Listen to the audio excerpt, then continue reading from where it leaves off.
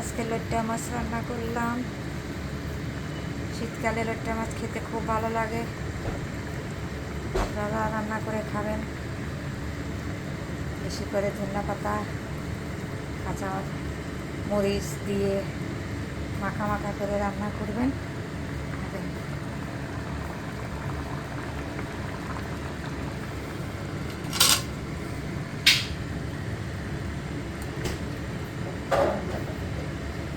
দিলাম